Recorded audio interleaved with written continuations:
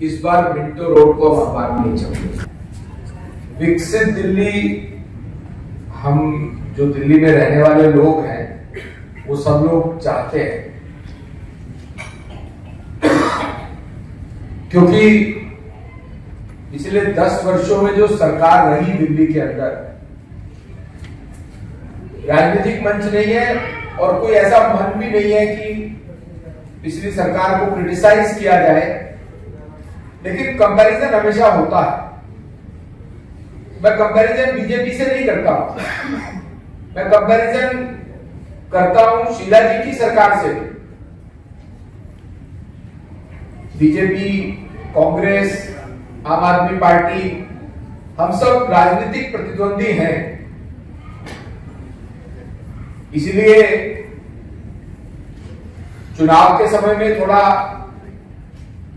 ज्यादा आरोप प्रत्यारोप लगते हैं, लेकिन दिल्ली को किसने क्या दिया, विशेष तौर से अपेक्षा सरकार से होती है। जो सरकार रूलिंग में होती है उससे होती है, और उसका तालमेल केंद्र सरकार के साथ होना चाहिए, किसी भी पार्टी की गवर्नमेंट हो। मुझे अच्छे से ध्यान है, दिल्ली में मेट्रो का पहला जो रूट था या पहले दिन जो मेट्रो चली थी, वो शाहदरा से मेरे घर के सामने स्टेशन है, वहां से ISBT तक चली थी। मैं भी पहले दिन ही जब अटल जी और सीनियर लोग करके चले गए तो 3-4 चक्कर मैंने मेट्रो के लगाए, लेकिन उस समय भी अटल जी प्रधानमंत्री थे, और मुझे अच्छे से ध्यान है कि उस समय जो उससे पहले जब खुराना जी मुख्यमंत्री थे और जगदीश टाइटलर जी रोड और सरफेस ट्रांसपोर्ट मिनिस्टर थे, तब ये यूडी के पास नहीं था, ये महकमा ये सरफेस ट्रांसपोर्ट के अंदर आता था। तो दोनों का डेलीगेशन विदेश का टूर करके आए थे। अखबारों में बड़ी बड़ी न्यूज थी कि दिल्ली में मेट्रो को लेकर के दिल्ली के मुख्यमंत्री और केंद्रीय मंत्री वहां गए, दोनों का डेलीगेशन इकट्ठा गया। यह भी एक कल्चर था जो आज भी बहुत से राज्यों के साथ आज भी है, पर अनफॉर्चुनेटली पिछले 10 साल में ये कल्चर बिगड़ गया, क्योंकि मैं 2012 से 17 तक पार्षद था और 3 वर्ष चेयरमैन एजुकेशन था कॉर्पोरेशन में, और 2013 तक 1.5 साल के करीब शीला जी की सरकार थी। हमें उस 1.5 साल में कॉर्पोरेशन को इस बात का आभास ही नहीं हुआ कि कॉर्पोरेशन में फंड्स की कमी है। बाद में जब परेशानी आई तो मैं मेयर भी था उस समय, तो इसलिए अकाउंट्स भी देखे तो पता लगा कि उस समय शीला जी की भी सरकार ने पूरा पैसा नहीं दिया था कभी भी कॉर्पोरेशन को, पर इतना पैसा अवश्य दिया था कि कॉर्पोरेशन का काम ना रुके, वहां के एम्प्लॉइज की सैलरी में गड़बड़ ना हो, वहां की जो मूलभूत इंफ्रास्ट्रक्चर डेवलपमेंट है उसमें भी कमी ना आए। लेकिन 13 के बाद का जो सीन दिल्ली के अंदर आया, 39-40 दिन की सरकार थी, फिर कुछ समय तक राष्ट्रपति शासन रहा और 2015 में आम आदमी पार्टी की पूरी सरकार आई। वो जो 15 से 17 का पीरियड, उस समय मैं मेयर भी था, इतना डिफिकल्ट पीरियड था वो कॉर्पोरेशंस के लिए। मैं कहूं कि दिल्ली के लिए कॉर्पोरेशन, किसी कोई पार्टी रूल करती है एक अलग बात है, पर कॉर्पोरेशन एक बेसिक जो एमिनिटीज जनता को देनी चाहिए वो उनको रेगुलेट करती है, उसके लिए गवर्नेंस करती है, और बहुत बड़ा बजट नहीं चाहिए होता था। मुझे याद है 15-16 में जेपी भाई मेयर के नाते पूर्वी दिल्ली का जो बजट था वो 4,500 करोड़ का था केवल। और उसमें करना क्या है? साफ सफाई करनी है, प्राइमरी एजुकेशन है, प्राइमरी हेल्थ है, और छोटी मोटी सड़क, नाली, खड़ंजा ये सब बनना है, पार्कों को हरा भरा करना है। छोटे छोटे काम थे, पैसा ज्यादा नहीं चाहिए था। और बहुत से काम, प्लान हेड का पैसा सेंट्रल गवर्नमेंट से, किसी की भी सरकार हो, प्लान हेड का पैसा सेंट्रल गवर्नमेंट से आता है, तो वो भी development of the municipality area के लिए खर्च होता है। लेकिन वो जो पीरियड 15 से लेकर के अभी 25 तक का रहा, फंड्स को कॉर्पोरेशन को नहीं दिया, समझ में आता है तुम्हारी पॉलिटिकल राइवलरी है, गलत है। लेकिन मजे की बात यह है कि जो इनके अपने विधायक 62 वो भी हमसे कभी मिलते थे तो एक ही बात को रोकते थे कि हमें डेवलपमेंट के लिए ना कभी कहा गया, ना कोई मीटिंग हुई। अब नहीं तो हम बीजेपी के लोग भी, आज हमारी कॉर्पोरेशन है, हम दिल्ली विधानसभा में भी हमारी सरकार है, दिल्ली में हमारी सरकार है, तो अब तक 68-69 दिनों में दिल्ली सरकार के मंत्रियों के साथ भी, दिल्ली सरकार के विधायकों के साथ भी हमारे संगठन का शीर्ष नेतृत्व बैठ चुका कि भाई आपका रोड प्लान क्या है, आगे क्या करना है, कैसे करना है। हमने इतने वायदे किए, इसके लिए क्या प्लान कर लिया, क्या क्या उसको शुरू कर दिया। पर वहां पर ऐसी कोई बात नहीं। वहां पर क्या था? मुख्यमंत्री बुलाएंगे तो चीफ सेक्रेटरी को अपने विधायकों से बुलवाएंगे। मुख्यमंत्री अगर कोई मीटिंग करेंगे तो दिल्ली के अंदर एक्साइज पॉलिसी को फेरबदल करने के लिए करेंगे। ऐसी बहुत सी बात है। लेकिन आज जब दिल्ली की जनता ने उन बातों से त्रस्त होकर के एक दिल्ली में वो सरकार दी है जिसकी पार्टी के बारे में ये विश्वसनीयता बनी कि ये विकास के लिए काम करते हैं, विकास के लिए प्लान करते हैं। और ये विश्वसनीयता बनने का कारण 2014 से जो आदरणीय मोदी जी के नेतृत्व में एनडीए की सरकार चल रही है, उसमें विश्वसनीयता इस बात की भी बनी कि जब 2014 में प्रधानमंत्री नरेंद्र मोदी जी ने शपथ के बाद ये कहा कि मेरी सरकार 140 करोड़ लोगों के लिए काम करेगी, ये सरकार गरीबों के कल्याण के लिए काम करेगी, गरीबों के लिए समर्पित सरकार है, तो सबको लगता है कि ये पॉलिटिकल जुमला है। पहले दिन प्रधानमंत्री बोलेंगे तो अच्छी अच्छी बात बोलनी चाहिए। और जब पहली बार 2014 में प्रधानमंत्री जी ने लाल किले के प्राचीर से आधार कार्ड की और स्वच्छता की बात की, तो पूरा विपक्ष के और पॉलिटिकल क्रिटिक्स ये बोलते थे कि प्रधानमंत्री के पास कहने के लिए कुछ नहीं है, इसलिए ये बहुत छोटी छोटी बातें कर रहे हैं। इस फोरम पे तो इंटरनेशनल बात होनी चाहिए, चाइना, पाकिस्तान, अमेरिका, रशिया के बारे में बात होनी चाहिए, देश को तरक्की की राह पर कहां ले जाना है उस बारे में बात होनी चाहिए। लेकिन वो आधार कार्ड की बात और स्वच्छता की बात प्रधानमंत्री जी ने कही नहीं। सिर्फ आज वो आधार कार्ड का बैंक के अकाउंट के साथ लिंक करने का असर देखिए आप।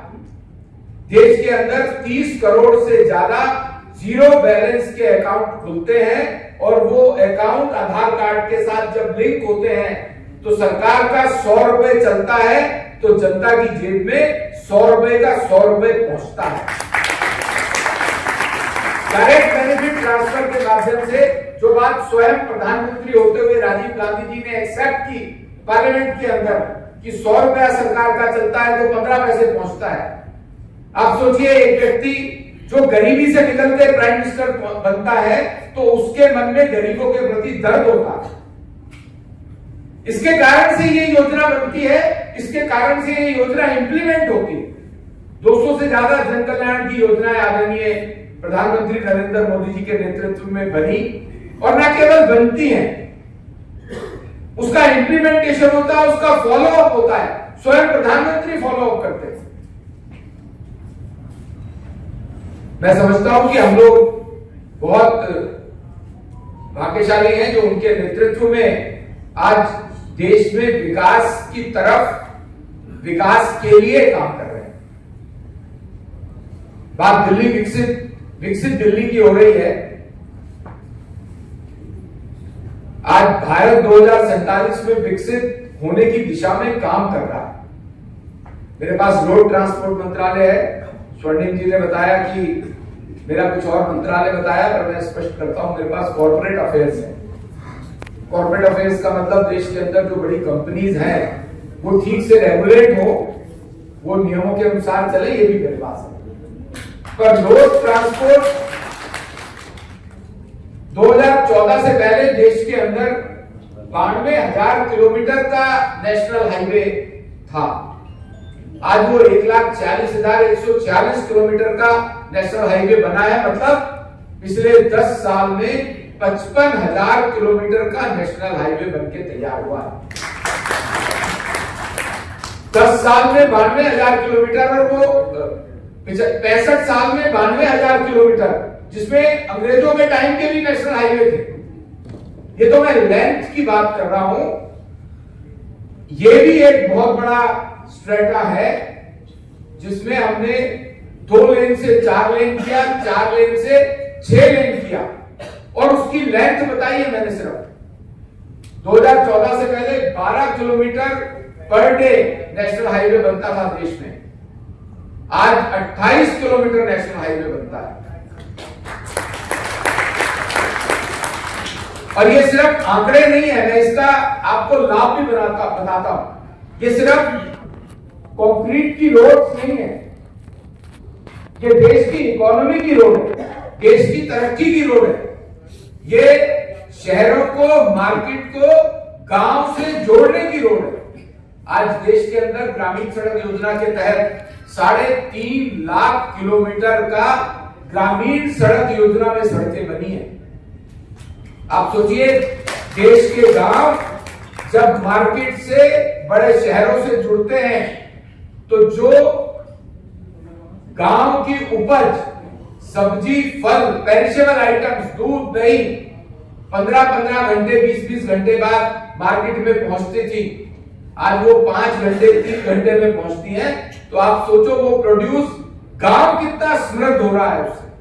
जब गांव समृद्ध होगा, हमारा युवा को रोजगार मिलेगा, तभी देश तरक्की करेगा, और तभी देश 10वें पायदान से 5वें पायदान पर, विश्व स्तर पर इकोनॉमिकल स्टेटा में पहुंचता है। यह प्रधानमंत्री जी का विजन और उनकी टीम का इंप्लीमेंटेशन, और देश की जनता का उनके ऊपर विश्वास करके 3 बार उनको प्रधानमंत्री के रूप में लेकर के आना, यह विश्वास देश की जनता के मन में प्रधानमंत्री जी के प्रति, बीजेपी के प्रति बना, जिसके कारण से आप सोचे, हरियाणा में 3 बार सरकार बनती है, मध्य प्रदेश में 3 बार सरकार बनती है, राजस्थान में 1 बार छोड़कर फिर 1 बार सरकार बनती है। आज 21 राज्यों में एनडीए की सरकार का कारण केवल एक, उनका भारतीय जनता पार्टी के प्रति यह विश्वास कि जो कहते हैं वो करते हैं। और सबसे बड़ी बात, पिछले 10 साल में आपने एक भी आक्षेप किसी मोदी जी की सरकार के मंत्री के ऊपर भ्रष्टाचार का नहीं सुना है। 10 साल पहले के अखबारों में कभी कोलगेट घोटाला आता था, कभी कॉमनवेल्थ घोटाला आता था, कभी आदर्श घोटाला आता था, बोफोर्स घोटाला आता था। घोटालों की इतनी लंबी लिस्ट है, और कोई मंत्री, प्रधानमंत्री समेत ऐसा नहीं था जिसके ऊपर आरोप नहीं लगे। लेकिन इस बार तो एक भी मंत्री के ऊपर कोई आरोप नहीं है। मतलब देश के अंदर सुशासन भी है और भ्रष्टाचार मुक्त शासन भी। उन्हीं पंक्तियों पर चलकर हम दिल्ली के बीजेपी के कार्यकर्ता इस बात के लिए वचनबद्ध हैं कि इस बार जो मौका दिल्ली की जनता ने भारतीय जनता पार्टी को दिया है, रेखा जी की सरकार ने 68 दिन 69 दिन में काम करना प्रारंभ किया है। और सिर्फ मुझे याद नहीं पड़ता कि मैंने कभी अरविंद केजरीवाल को नालों की इंस्पेक्शन पे जाते हुए देखा। मैंने उनके मंत्रियों को भी नहीं देखा कभी। कोविड, आप सबको ध्यान होगा, कोविड के टाइम में बीजेपी का कार्यकर्ता नेता सब सड़क पे थे। हमारे एक मंडल अध्यक्ष की डेथ हुई उस कारण से। हमारे 2 जिला अध्यक्ष जाते जाते वापिस आए, जज्जर एम्स में एडमिट थे।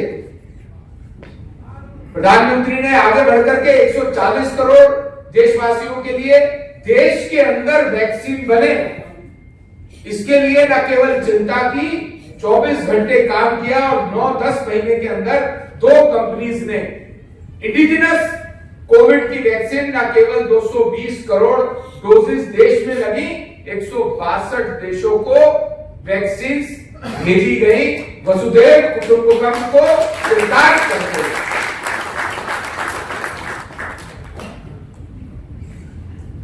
दिल्ली में अगर हमने ये कहा था कि हमारी कैबिनेट की पहली बैठक में हम आयुष्मान भारत योजना को लागू करेंगे, तो वो किया।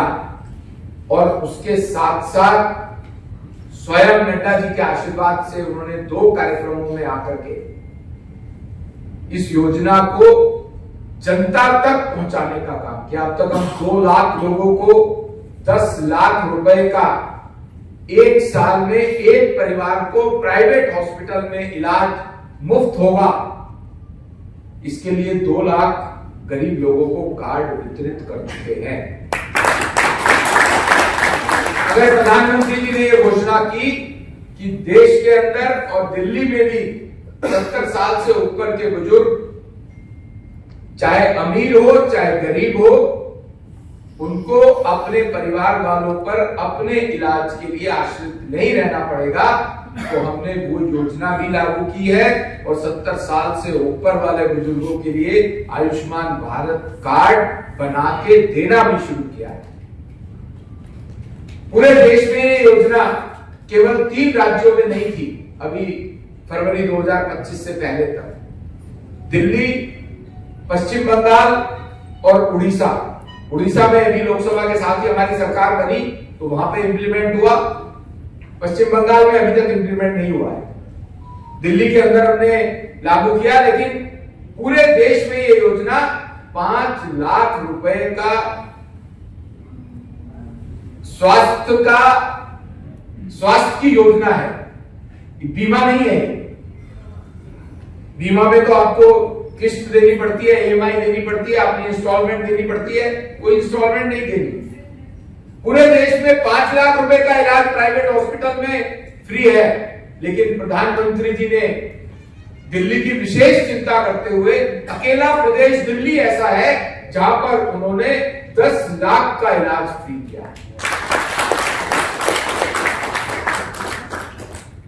दिल्ली में बारिश होती है, मिंटो रोड में बस डूबी हुई है, ऐसा आप लोग अक्सर दिखाते हैं, छापते हैं, पर इस बार की जिद ये है कि कितनी भी बारिश हो जाए, इस बार मिंटो रोड को हम अखबार में नहीं छापेंगे।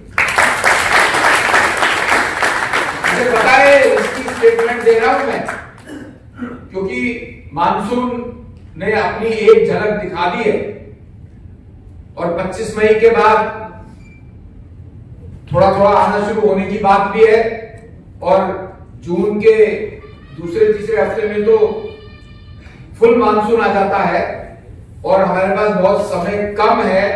अभी तो हम सिर्फ एग्जिस्टिंग नालों की सफाई कर रहे हैं, जबकि मैं ऐसा मानता हूं कि बारिश में पानी ना भरे, इसके लिए अभी बहुत इंफ्रास्ट्रक्चर बनाने की आवश्यकता है, जो कि बनने में 2 साल भी लग सकते हैं, लेकिन फिर भी प्रिवेंटिवली हम बहुत कुछ कर सकते हैं। इसलिए स्वयं मुख्यमंत्री रेखा जी, उनके मंत्री एलजी साहब सब वल्नरेबल पॉइंट्स जो थे या हैं, उनका राउंड अधिकारियों के साथ 1 बार 2 बार 3 बार कर चुके हैं, ताकि बारिश के दौरान, मानसून के दौरान वाटर लॉगिंग कम से कम हो। यमुना जी की सफाई की बात लगातार केजरीवाल साहब ने भी की, करी नहीं। लेकिन अगर हमने ये तय किया था कि यमुना जी साफ होंगी, यमुना जी हमारी धार्मिक आस्था का प्रतीक है, हम बहुत से ऐसे ओकेजन्स होते हैं, धार्मिक ओकेजन्स होते हैं जहां पर गंगा जी में जाकर के स्नान करते हैं, गढ़गंगा में जाते हैं, हरिद्वार जाते हैं। यमुना जी हमारे लिए सौभाग्य की बात है कि दिल्ली में हम लोगों के लिए यहाँ पर दिल्ली को पवित्र करती है, लेकिन दुर्भाग्य यह है कि हम यमुना जी का आचमन भी नहीं कर पाते। जितना पवित्र गंगा जी है उतनी ही पवित्र यमुना जी भी है। इस बार कुंभ पे आप में से बहुत से लोग गए होंगे, वहां पर जाकर देखिए कितना निर्मल पानी है।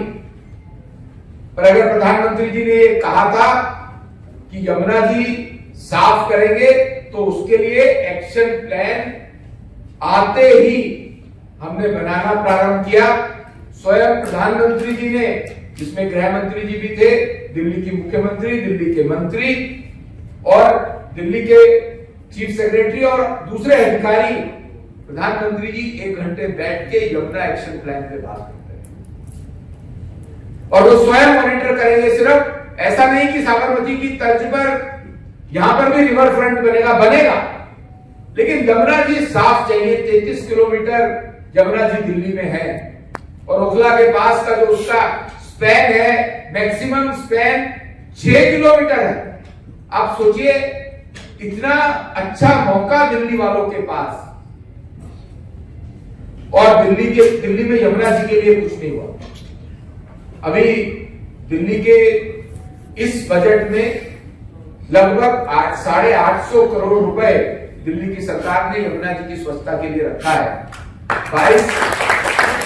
22 नाले दिल्ली में, यमुना जी में बड़े नाले सीवर के रूप में गिरते हैं। उन 22 के 22 नालों के मुहाने पर जहां वो यमुना जी में गिरते हैं, वहां पे सीटीपी प्लांट लगेंगे।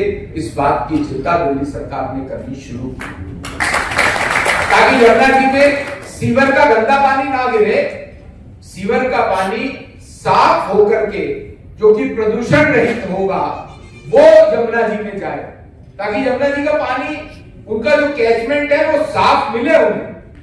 यमुना जी के अंदर, रिवर के अंदर की सफाई होना वो भी ठीक है, वो भी होनी है। दिल्ली के अंदर 3 बड़े कूड़े के पहाड़ हैं, उसके ऊपर खूब राजनीति सबने की।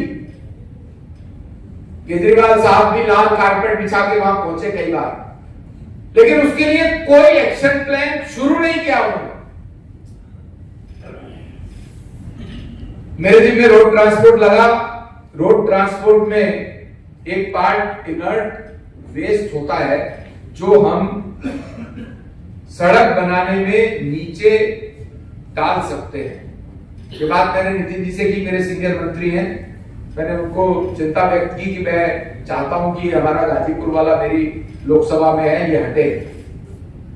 आज से 6 महीने पहले, 7 महीने पहले, तभी उन्होंने एक्शन प्लान शुरू कराया। कॉर्पोरेशन के कमिश्नर साहब और उनके अधिकारियों के साथ बैठे, तीनों कूड़े के पहाड़ों के लिए केंद्र से पैसा लिया। उस टाइम दिल्ली की सरकार तैयार नहीं थी। केंद्र से पैसा लेकर के तीनों जगह पर एजेंसी फिक्स की, जो कि दिल्ली की हमारी सरकार बनते बनते तक एजेंसी फिक्स हम कर चुके हैं, और वो वहां पर कूड़ा सेग्रीगेट होना शुरू हुआ है तीनों पहाड़ों पर। और मैं जिम्मेदारी से आपको कहता हूं कि 3 साल के अंदर अंदर यमुना जी भी आपको साफ देंगे और तीनों कूड़े के पहाड़ों को भी जीरो करेंगे। ये वायदा केजरीवाल ने भी किया है पहले, लेकिन हम वायदा नहीं कर रहे, हमने काम शुरू कर दिया है। मैं बता रहा हूं आपको, और तीनों जगह पर आप जाकर देखेंगे कूड़ा सेग्रीगेट हो रहा है। उसमें से 3 चीजें निकलती है। एक कंबस्टेबल फ्यूल है, उसका इंतजाम किया कि वो कंबस्टेबल फ्यूल जो है वो जो आसपास बड़ी फैक्ट्री के फर्नेसेस हैं, अभी उनको हम फ्री में दे रहे हैं। जब उनको ये समझ में आ जाएगा कि उनके लिए उपयोगी है, तो उससे उनसे पैसा भी चार्ज करें। दूसरा, कंक्रीट का वेस्ट निकलता है। जब कॉर्पोरेशन में हमारी सरकार थी, अभी भी आ गई है, तब हमने सीएनडी प्लांट दिल्ली के अंदर 3 लगाए थे। कंस्ट्रक्शन वेस्ट प्लांट है, वो वेस्ट टू एनर्जी है। उसमें जो ये मकान तोड़ने के बाद मलबा निकलता है, उस मलबे को रोड़ी, बदरपुर और टायर में कन्वर्ट करते हैं। जो टायर फुटपाथ पे लग सकती है, पार्कों में लग सकती है, लग रही है। वो जो दूसरा वेस्ट, कंक्रीट वेस्ट निकलता है, वो दिल्ली के 3 प्लांट पर हम बेचते हैं। वहां पर उसके ऊपर रीप्रोसेस होकर के वेस्ट टू एनर्जी का काम भी कर रहे हैं। तीसरा जो सबसे इंपॉर्टेंट पार्ट, जो इनर्ट वेस्ट है, जो फर्नेस में भी नहीं जा सकता, अदरवाइज भी काम नहीं आ सकता, वो इनर्ट वेस्ट हम जो हाईवेज बना रहे हैं, अभी हमने दिल्ली मुंबई हाईवे, जो दिल्ली से मुंबई को 12.5 घंटे में पहुंचाने की बात करता है, उसके नीचे हमको इनर्ट वेस्ट थोड़ा भाषण लंबा हो गया क्योंकि मैं इतिहास में चला गया था और उस कारण से बहुत समय से लोग बैठे हैं। कुछ साथी जाना होगा, चले भी गए हैं, मुझे भी समझ में आ रहा है। पर मेरे मन में भी विकसित दिल्ली को लेकर के आज से नहीं, शायद जब से सामाजिक राजनीतिक क्षेत्र में आया हूं, तब से मन में एक टीस थी कि दिल्ली में हमें करने का मौका नहीं मिला। इस बार आप लोगों ने दिल्ली में कर्मशील, भ्रष्टाचार मुक्त विकास की राह पर चलने वाली सरकार बनाई है। मैं आप लोगों को विश्वास दिलाता हूं कि अगले 5 साल बाद जब हम वोट मांगने दिल्ली की जनता के पास जाएंगे, तो दिल्ली, विकसित दिल्ली हम कह सकेंगे, ये भी मैं आपको विश्वास दिलाता हूं। भारत माता की